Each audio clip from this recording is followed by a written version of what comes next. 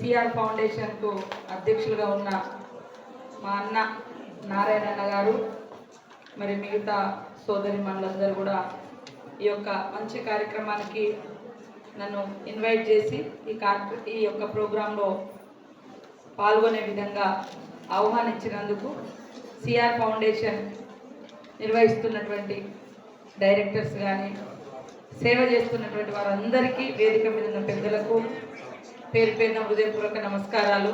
ముఖ్యంగా ఇక్కడ ట్రైనింగ్ తీసుకుంటున్నటువంటి మా మహిళా సోదరిమణులకు, చిన్నారులకు, పెద్దలకు, పత్రికా మీడియా సోదరులకు ధన్యవాదాలు తెలియజేస్తూ చంద్రరాజేశ్వరరావు గారికి అదేవిధంగా అరుట్ల కమలాదేవి గారికి ఆనాడు సాయుధ పోరాటంలో అమరులైనటువంటి పోరాట యోధులందరికీ కూడా జోహార్లు అర్పిస్తూ ఉన్నాను.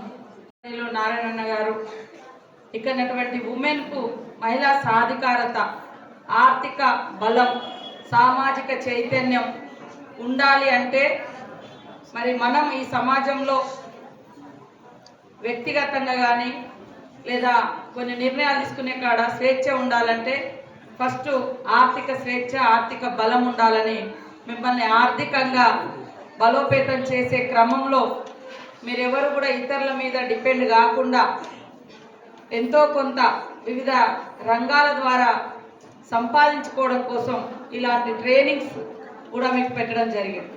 ఆనాడు కమ్యూనిస్ట్ పార్టీలు, విప్లవ పార్టీలు కానీ కమ్యూనిస్ట్ పార్టీలు కానీ పోరాటం చేసింది సంపద అంతా కూడా కొంతమంది దగ్గరే ఉన్నది, అది అందరికీ చెందాలి అనే పోరాటం చేశారు.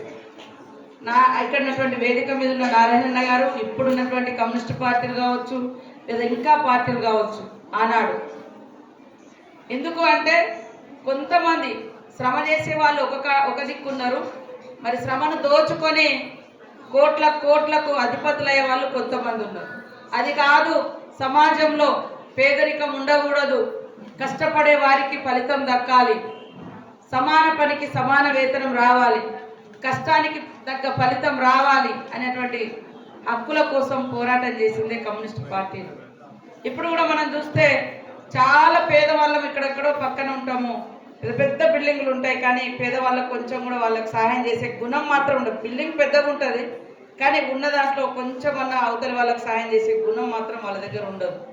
కాబట్టి ఆనాడు పోరాటం చేసినటువంటి నేతలు ఈరోజు కూడా మిమ్మల్ని అందరినీ ఆర్థికంగా బలోపేతం చేసి మహిళలు ఎప్పుడైతే స్వయం నిర్ణయాధికారం ఉంటుందో, వాళ్ళ చేతిలో 4 డబ్బులు ఉంటాయో, వాళ్ళు కావలసినటువంటి అవసరాలు తీర్చుకోగలుగుతారు, ఇతరుల మీద ఆధారపడరు అనేటువంటి లక్ష్యంతో ఆ రకంగా ఆధారపడకూడదు అనే ఉద్దేశంతో కూడా ఈరోజు మిమ్మల్ని అందరినీ ప్రోత్సహించడం కోసం సిఆర్ ఫౌండేషన్ ద్వారా వివిధ కార్యక్రమాలు హెల్త్కి సంబంధించి కావచ్చు లేదా ఇంకితరత్ర మరి పెట్టినటువంటి కార్యక్రమాలు నేను విజయలక్ష్మక్క గారికి అదేవిధంగా మరి మా నారాయణ గారికి కూడా చెప్తున్నా, ట్రైనింగ్తో పాటు చైతన్యాన్ని కూడా ఇవ్వాలి.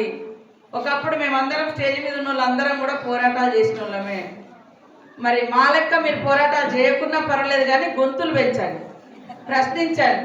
మేము గన్నులు పట్టినాము, పెన్నులు పట్టినాము, సుత్త కొడవలు పట్టినాము, బరిసెలు పట్టినాము, బాణాలు పట్టినాము, పోరాటం చేసినాము.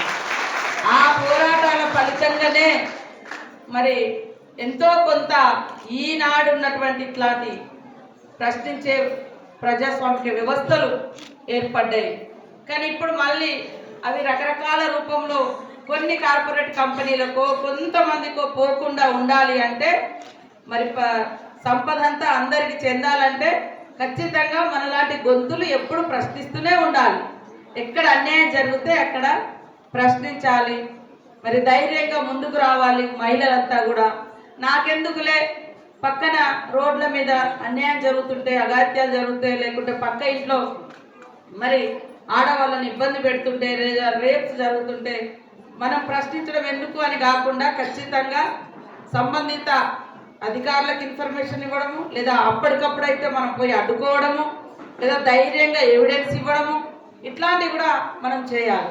అట్లాంటి కోర్సు కూడా ఖచ్చితంగా, ఎందుకంటే మన పునాదే సిఆర్ గారి పునాది, చంద్రరాజేశ్వరరావు గారి పునాది, నారాయణ పునాది, అందరి యొక్క పునాది ఉద్యమాల పునాది, ప్రశ్నించే పునాది. కాబట్టి ఈ పునాదులతోటి మనం వీళ్ళందరికీ మీరు ట్రైనింగ్ ఇస్తున్నారు.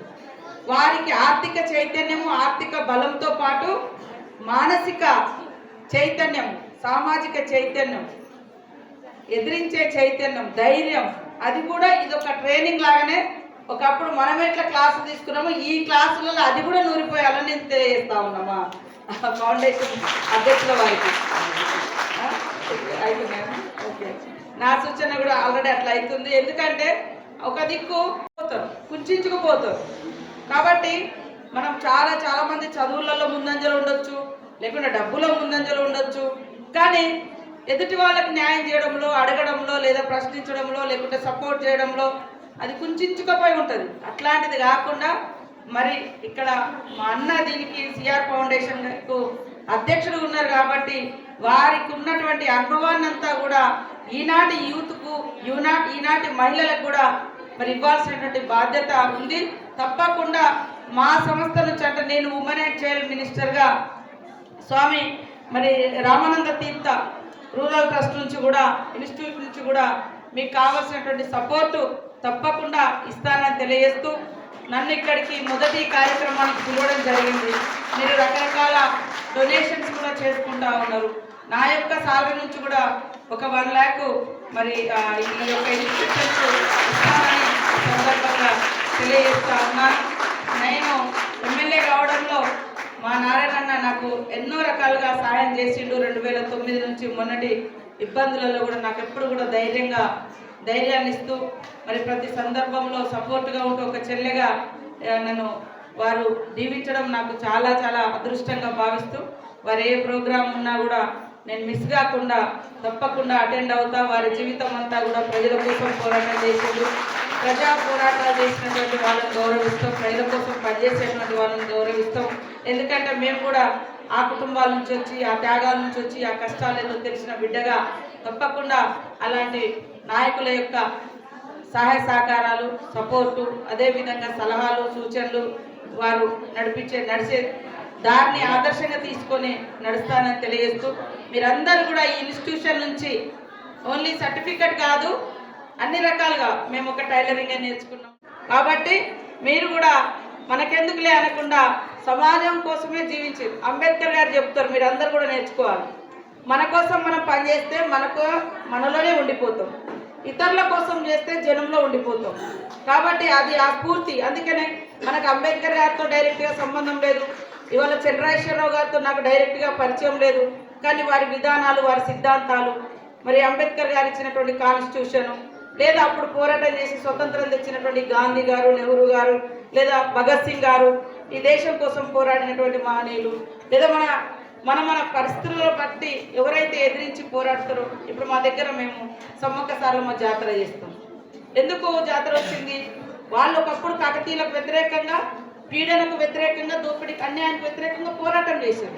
ఆ పోరాటంలో వారు మరణించినాక అక్కడ ఉన్నటువంటి ఆదివాసీ జనాలందరూ కూడా మా కోసం పోరాటం చేశారు కాబట్టి మాకు దేవుడు. మనకు ఎవరు మంచిగా చేస్తే వాళ్ళే మనకు దేవుడు కనిపించేవారు. క్రమంగా వాళ్ళు ఈరోజు ఆనాడు కాకతీయుల చేతిలో చంపబడితే ఇప్పుడున్నటువంటి ప్రజలందరూ వారిని దేవతలుగా భావిస్తే, ఈనాడు ఉన్నటువంటి ఏ ప్రభుత్వాలైనా వారిని గుట్టల మీద నుంచి మళ్ళీ జనంలో తీసుకురావాలంటే అదే తుపాకీతోటి పైకి గౌరవ వందనంగా కాల్చి మరి జనంలోకి సమ్మక్క ప్రతిమను తీసుకొస్తారు.